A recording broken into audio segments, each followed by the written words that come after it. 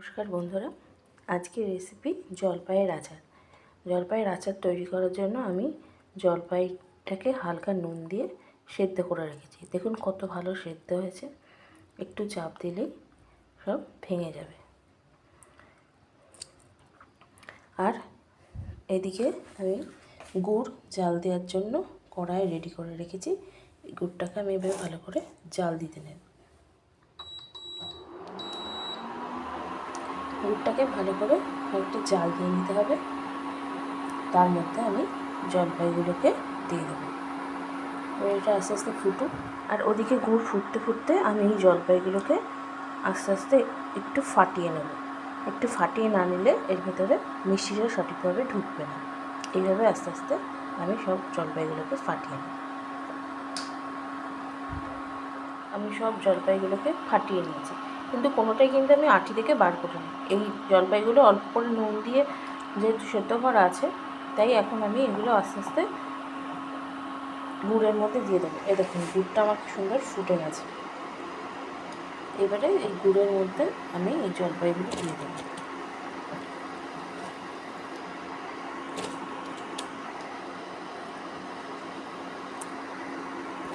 এবারে এটাকে ভালো করে নাড়াচাড়া দিয়ে দিচ্ছি। এবারে এটা আস্তে আস্তে ফুটুক। যেহেতু বলেছি আগে নুন দিয়ে এটাকে আমি সেদ্ধ করেছি, তাই আমি এখন এটাকে নুন দিচ্ছি না। এর ভেতরে অল্প একটুখানি পাঁচফোড়নের গুঁড়ো এখনই দিয়ে দিচ্ছি, পরে আবার দেবো।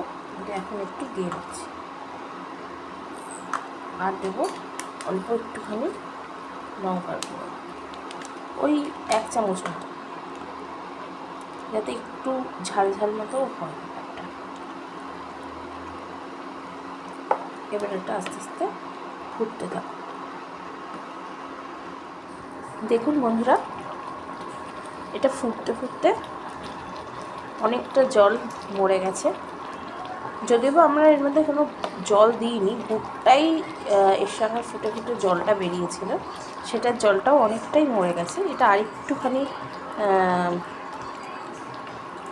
আঠালো হবে। তো এই সময় আমি প্রথমে একটুখানি যেমন পাঁচফোড়নের গুঁড়ো দিয়েছিলাম, তা এই সময় আরেকটুখানি পাঁচফোড়নের গুঁড়ো আমি দিয়ে দেবো।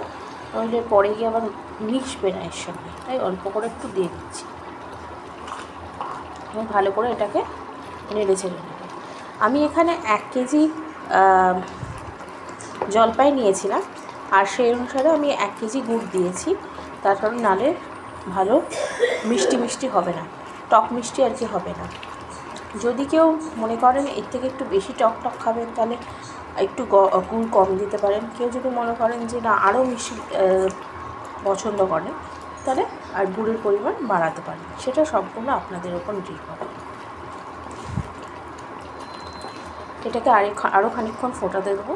এটা আরও খানিকটা চ্যাটচ্যাটে মতো হবে, আঠালো মতো হবে, তবে গিয়ে এটা বেশ ভালো লাগবে খেতে। তা একটু ফুটতে থাকবে। দেখুন বন্ধুরা, আমার আচারটা রেডি। কতটা গাঢ় হয়ে গেছে। ব্যাস রেডি আমার জলপাইয়ের টক ঝাল মিষ্টি আচার।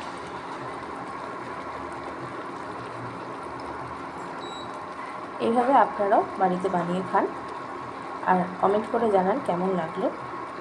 তবে আজ এইটুখানি থাক, পরে ফিরে আসবো আবার অন্য একটা নতুন ভিডিও নিয়ে।